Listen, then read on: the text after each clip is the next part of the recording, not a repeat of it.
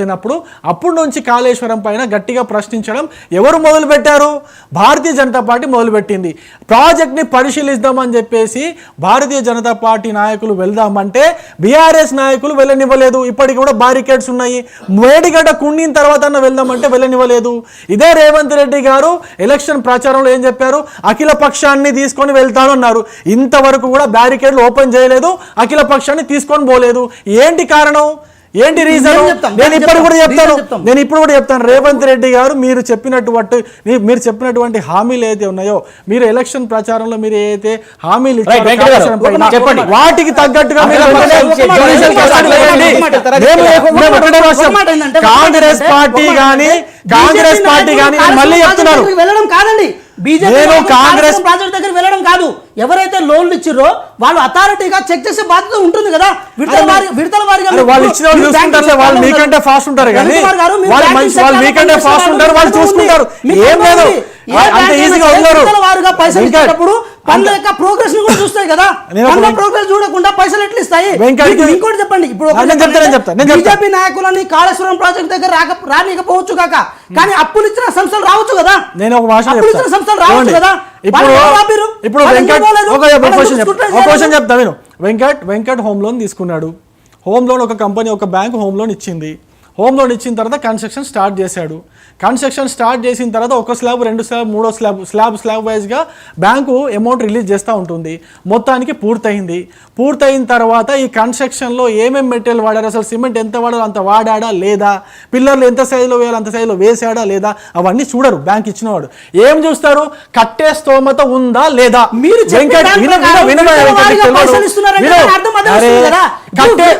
పైసలు ఇస్తున్నారంటే కట్టే సామర్థ్యం ఇంతవరకు కట్టారా? ఇది నాణ్యతమైంది. గవర్నమెంట్ తెలంగాణ ప్రభుత్వ హామీ ఉంటున్నాయి బాబు, గవర్నమెంట్ హామీ ఉంటుంది. ఇప్పుడు నువ్వే కడతావు, ప్రతిపక్షంలో మాట్లాడకు. నువ్వే కట్టాలి, నువ్వే కడతావు, మీ పార్టీయే కడతావు, మీ పార్టీ అధికారంలో ఉంది. బ్యాంక్ కి అవన్నీ సంబంధం ఉండదు. బ్యాంక్ ఎప్పుడైనా గుర్తుపెట్టుకో, ఇల్లు కడతా అని చెప్పి కొండ మీద కట్టలేను కదా. ఇసుక దిబ్బ మీద ప్రాజెక్ట్ కడుతున్నా అని చెప్పి మీరు తెలిసిన తర్వాత కూడా డిపిఆర్ మీరు ఎట్లా అప్రూవల్ ఇచ్చారు? మరి డిపిఆర్ బేస్ చేసుకుని ఎట్లా లోన్ ఇచ్చారు? ఇప్పుడు మమ్మల్ని ఏం చేయమంటావు? ఏం చేయడం కాదు, మిమ్మల్ని కూడా దీంట్లో బాధ్యతలుగా అంటే ఉండాలి. మీకు బాధ్యత, మీరు ఎప్పుడు బాధ్యత తీసుకోరు. ప్రతిపక్షంలో ఉన్నప్పుడు మీరు బాధ్యత తీసుకోలేదు. ఇప్పుడు అధికారంలోకి వచ్చి ఇప్పుడు కూడా బాధ్యత తీసుకోరు. మీరు బీజేపీ పైన తోసేయండి, లేకపోతే బీఆర్ఎస్ పైన తోసేయండి. మీరు ఆ కాంట్రాక్టర్ తో మాట్లాడుకోండి, మీ కమిషన్ సెట్ చేసుకోండి, వదిలేయండి. ఇదా పరిస్థితి? ఏం చేస్తారు బాబు అంటే ఇప్పుడు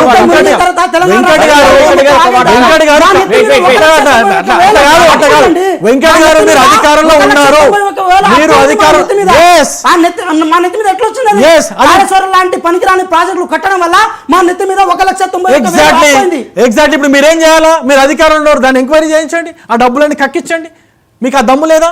మీరు ఇదే కదా మాట్లాడింది మీరు ఎలక్షన్లో, ఎలక్షన్ ప్రచారం కక్కించండి అంటున్నాం మేము. అదే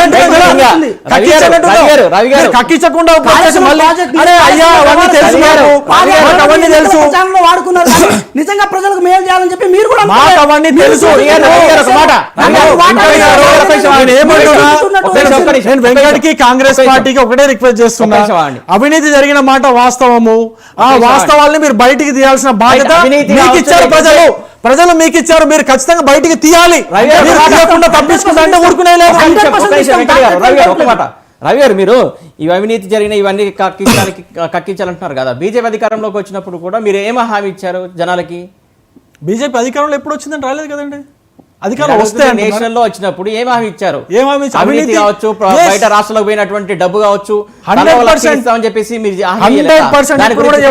చేశారు. అసలు ఇప్పుడు కూడా చెప్తున్నాను, దేశం మొత్తం మీద ఇప్పటి వరకు మేము చేసినటువంటి బ్లాక్ మనీ వెలికి తీత ఇంతవరకు స్వతంత్ర భారతదేశ చరిత్రలో ఎప్పుడు కూడా అంత బ్లాక్ మనీని వెలికి తీయలేదు, అంత ప్రాపర్టీస్ ని సీజ్ చేయలేదు. మీకు కావాలంటే రికార్డు తీసుకోండి, రికార్డు లేదంటే మీకు ఈడీ సైట్ లో కూడా రెడీగా అవైలబుల్ ఉంటే చెక్ చేసుకోండి. మీరు ఛాలెంజ్ చేసి చెప్పాలి. మనిషికి 15 లక్షలు ఇచ్చి సార్, మీకు కావాలి మీ అకౌంట్ నెంబర్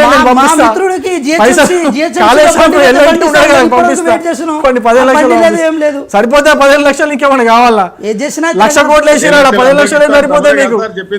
మీ అకౌంట్ లో 1,00,000 కోట్లు వేసుకుని మీరు అంటున్నా 15 లక్షలు ఏం సరిపోతాయి మీకు?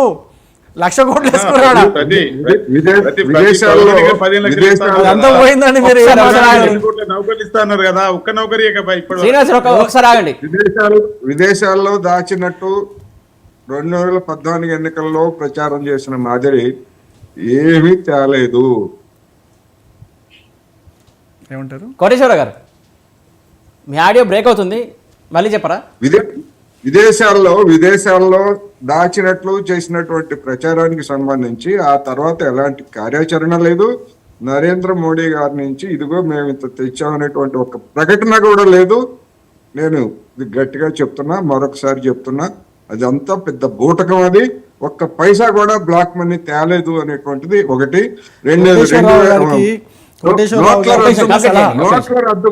నోట్ల రద్దు గురించి కూడా ఇలాంటి కబుర్లే చెప్పారు. ఆ తర్వాత జరిగింది ఏంటంటే అదనపు నోట్లు వేయడానికి చేతి చమురు వదిలింది తప్ప బ్లాక్ మనీ అనేటువంటిది ఏమీ రాలేదు. బ్లాక్ మనీ రాలేదని, మొత్తానికి బ్లాక్ మనీ రాలేదు, విదేశాల నుంచి బ్లాక్ మనీ ఏమి ఇండియాకి రాలేదు, తెచ్చినట్టే ఎక్కడ కూడా లేదు అంటారు. అయితే కోటేశ్వరరావు గారికి ఒక చిన్న సలహా. ఆయనకు తెలుసు, ఆయన మంచి మేధావి.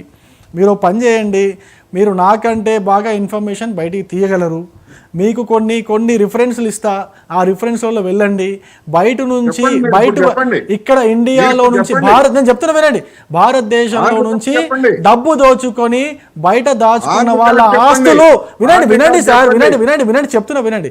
బయటికి వెళ్ళినటువంటి వాళ్ళ ఆస్తులు, భారతదేశంలో వాళ్ళ యొక్క ఆస్తులన్నీ కూడా ఎన్ని జప్తు చేశారు, ఎంతవరకు డబ్బులు సీజ్ చేశారు, ఎన్ని కేసులు వినండి ఎన్ని కేసులు ఏ దేశాల్లో, వినండి సార్, వినండి చెప్తా కదా, అరే వినండి సార్, మీకు అవన్నీ తెలుసు. మీరు పెద్ద మీరు కోటేశ్వరరావు గారు, మీరు ప్రపంచంలో జరుగుతున్నటువంటి అనేక విషయాలపైన మీరు కాలమ్స్ రాస్తారు. మీకు చిన్న ఇన్ఫర్మేషన్ దొరకలేదంటే నేను నమ్మను, బట్ స్టిల్ మీకు డిఫరెన్స్ మీరు నాతో టచ్ లో. కోటేశ్వరరావు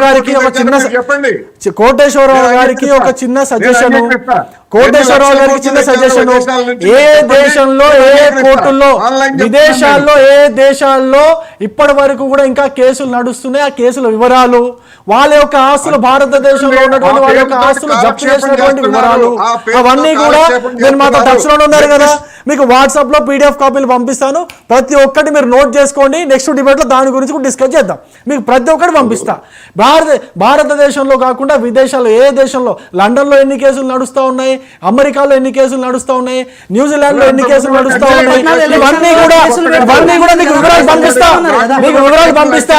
కోటేశ్వరరావు గారికి నేను వివరాలు పంపిస్తా. అట్లాగే సురేష్ గారు ఉన్నారు ఇక్కడ, సురేష్ గారు కూడా పంపిస్తా. ఇవన్నీ చెక్ చేసుకోండి. ఇంకొక విషయం, భారతదేశంలో అవన్నీ కూడా ఈడీ వెబ్సైట్ లో మీకు తెలుసు, ఈడీ వెబ్సైట్ ఎట్లా వెళ్ళి తీసుకోవాలో ప్రతిదీ ఎవ్రీ 15 days ఈడీ అధికారులు అప్డేట్ చేస్తూనే ఉన్నారు. మీరు అది కూడా చూసుకోండి. ఈ విషయాలపైన డిస్కస్ చేస్తున్నామంటే అది కూడా కోటేశ్వరరావు గారు ఈ విషయాలపైన ప్రశ్న అడుగుతున్నారంటే నాకు చాలా ఆశ్చర్యం వేస్తుంది. మీరు ప్రపంచ మేధావి, మీరు ఆయన ఏమంటున్నారు వినండి. కోటేశ్వరరావు గారు చెప్పండి. ఇప్పుడు ఈడీ గురించి, సిబిఐ గురించి కాదు నేను చెప్తా ఉంది. విదేశాల్లో నల్లధనం గురించి పెద్ద ఎత్తున ప్రచారం చేశారు. ఆ నల్లధనం అంతా తెస్తే ఒక్కొక్కళ్ళ ఖాతాలో 15 లక్షల రూపాయలు కోటేశ్వరరావు గారు వాయిస్ బ్రేక్ అవుతుంది. అదే 15 లక్షల అర్థమైంది. 15 లక్షలు వేయవచ్చు అని చెప్పారు. దాన్ని వేస్తారు అనుకున్నట్టుగా జనం నమ్మారు. ఎందుకంటే జన్ధన్ ఖాతాలు ఇవన్నీ తెరిపించారు కనుక. నేనేమంటున్నానంటే 15 లక్షల జనం సరే, అసలు ఎన్ని లక్షల కోట్లు తెచ్చారు అనేటువంటిది నిర్దిష్టంగా చెప్పండి అంటున్నా. కేసులు ఎన్ని ఉన్నాయనేటువంటిది గతంలో కూడా ఉన్నాయండి కేసులు. ఇవాళ కొత్తగా నరేంద్ర మోడీ గారితో విదేశాల్లో కేసులు స్టార్ట్ కాలా, గతంలో కూడా ఉన్నాయి. ప్రభుత్వాలు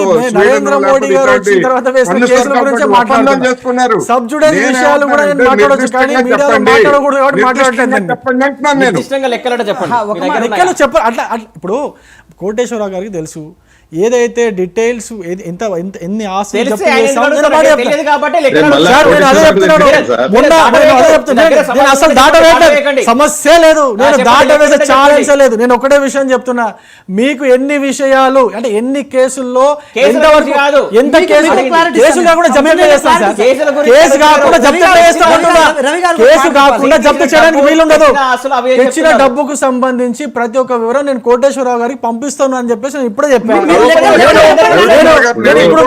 నేను పంపిస్తాను. నేను మీడియాలో మాట్లాడకూడదు కాబట్టి మాట్లాడలేదు. మీడియాలో మాట్లాడకూడదు కాబట్టి మాట్లాడలేదు. మీకు పంపిస్తా, మీరు నోట్ చేసుకోండి. మీరు రిఫరెన్స్ సబ్ జుడైస్ కేసులు మాట్లాడడానికి వీలు ఉండదండి. ఎట్లుంటదంటే సబ్ జుడైస్ ఉన్నప్పుడు మాట్లాడడానికి వీలు ఉండదు. నేను ఇంకో విషయం కూడా చెప్తున్నాను. అవినీతి కేసుల్లో బ్లాక్ మనీ కేసుల్లో మోడీ గారు విదేశాల నుంచి తీసుకొచ్చినంత డబ్బు గత ప్రభుత్వాలు ఇంతవరకు ఎక్కడో తేలేదు. 100% తేలేదు. నేను మాట రాసిస్తున్నా మీకు. ఇంతవరకు ఏ ప్రభుత్వం తేలేదు. ఒకవేళ ఏ ప్రభుత్వం అయినా తెచ్చినట్టుగా కానీ మీరు నిరూపిస్తే నేను 100% ఛాలెంజ్ చేస్తున్నా. చెప్పింది మీరు, వాగ్దానం చేసింది Yes, మీరు. మేము తెచ్చామని చెప్తున్నాం. మేము తెచ్చాము. మేము తెచ్చాము. 100% మేము తెచ్చాము. 100% తెచ్చాము. మీకు వివరాలన్నీ కూడా పంపిస్తాను. ఛాలెంజ్ చేస్తున్నాం కదండి. నేను మీకు వివరాలు పంపిస్తాను, చూడండి, మీరు చూసుకోండి. వివరాలన్నీ కూడా పంపిస్తాను, మీరు చూసుకోండి. శ్రీనివాస్ గారు చెప్పండి. మీరు చెప్పండి. అంటే చెప్పడానికి ఉండదు. అంటే చెప్పడానికి ఉండదు. కోటేశ్వరరావు గారికి బాగా తెలుసు. అంటే చెప్పడానికి ఉండదు. అది సబ్జుడే కోర్టు కేసు ఉన్నప్పుడు చెప్పడానికి ఉండదు. మీకు తెలియని విషయం కాదు. మీరు మళ్ళీ చెప్పండి అంటే ఏదో 1,00,000 కోట్ల లక్షలు చెప్పాలా, 2 లక్షల కోట్ల లక్షలు చెప్పాలా, ఎంతని చెప్పను? దాని వాల్యూ ఎట్లా తీస్తారు మీరు? ఎన్ని లక్షల కోట్లని తీస్తారు? సబ్జుడైస్ లో ఉన్నప్పుడు ఎట్లా తీస్తారు? కోటేశ్వరరావు గారు ఎట్లా తీస్తారు చెప్పండి, మీరు చెప్పండి. కోర్టు కేసుల్లో ఉన్న విషయాల్లో మనం మాట్లాడకూడదు ఈ విధంగా. ఆ విషయం మీకు తెలుసు. మీరు మాట్లాడాలని నాతో అనిపిస్తున్నారా? మీరు మాట్లాడతారా నేను కొన్ని ప్రశ్నలు వేస్తే చెప్పండి. మీరు మాట్లాడతారంటే కొన్ని ప్రశ్నలు వేస్తే చెప్పండి. మీరు నేను చెప్తా. చైనా ఎకనామిక్ కారిడార్ లో కాంగ్రెస్ పార్టీకి అందిన ముడుపులని మీరు చెప్పండి. చెప్పండి.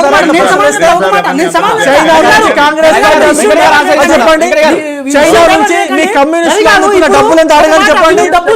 చైనా నుంచి మీ కమ్యూనిస్ట్ పార్టీలో అందుకున్న డబ్బులు ఎంత చెప్పండి. చెప్పగలరా? మీరు చెప్పగలరా? చెప్పండి.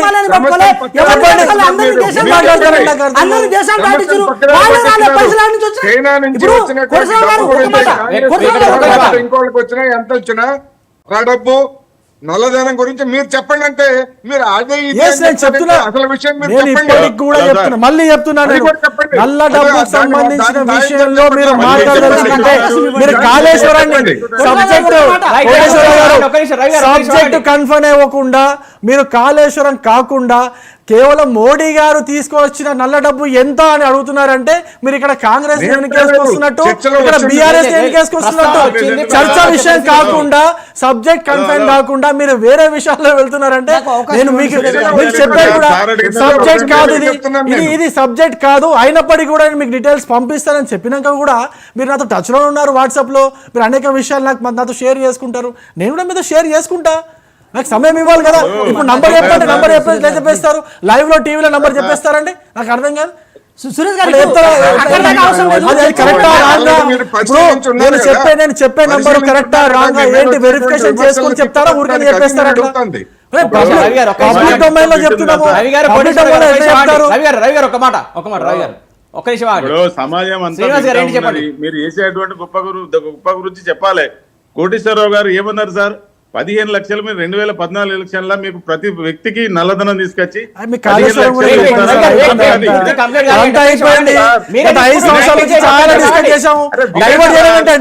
కాళేశ్వరం ప్రాజెక్ట్ గురించి మాట్లాడమంటే నువ్వు 15 లక్షలు ఇస్తా అంటే వేరే మాట్లాడేం లేదా? హోంవర్క్ చేసుకుని రాలేదా మీరు? ఊరికైనా వచ్చి ఏదంటే అది మాట్లాడేస్తారా? ఏం ప్రసంగాలు ఇవ్వడానికి వచ్చారు ఇక్కడ డిబేట్ లోకి? ప్రసంగాలు ఇస్తారు మీరు? ఏం మాట్లాడతారండి? కాళేశ్వరం గురించి మాట్లాడు, తెలిస్తే మాట్లాడు, లేకపోతే వదిలే, తెలియదు అని చెప్పి కూర్చో. కాళేశ్వరంలో ఏం చేసావు? బీజేపీ 15 లక్షలు ఇస్తానది, నల్లధనం చేసి ఏం మాట్లాడతారు? అసలు మీకు తెలుసా కాళేశ్వరం గురించి తెలుసా? 15 రూపాయలు కాళేశ్వరం ఏ మీరు నది పైన కట్టారు తెలుసా? ఎందుకు కాళేశ్వరం ఏ నది పైన మీరు కట్టారు తెలుసా? మధ్యవర్తి అది చెప్పారు బాబు అంటే 15 లక్షలు ఇస్తారని ఎప్పుడు మాట్లాడతారు? రవి గారు ఒక నిమిషం ఆగండి. మీకు రవి సబ్జెక్ట్ గారు ఒక లేకపోతే నిమిషం. వదిలేయండి, తెలియని చెప్పండి. రవి గారు మీరు ఆగండి, వాళ్ళు మాట్లాడే అవకాశం అది ఇవ్వండి. కాదండి, మొత్తం ఈ ఒక సబ్జెక్ట్ నిమిషం ఏంటి? ఆగండి. ఆయన మాట్లాడుతుంది ఏంటి? Right. మీరు 15 అదే- లక్షలు ఇస్తారంట. ఇప్పుడు ఎన్నిసార్లు మీరు ఎన్నో repeat చేస్తున్నారు. ఎన్నో సార్లు ఒక చర్చలు నిమిషం చేశాం ఆగండి మనం. గారు.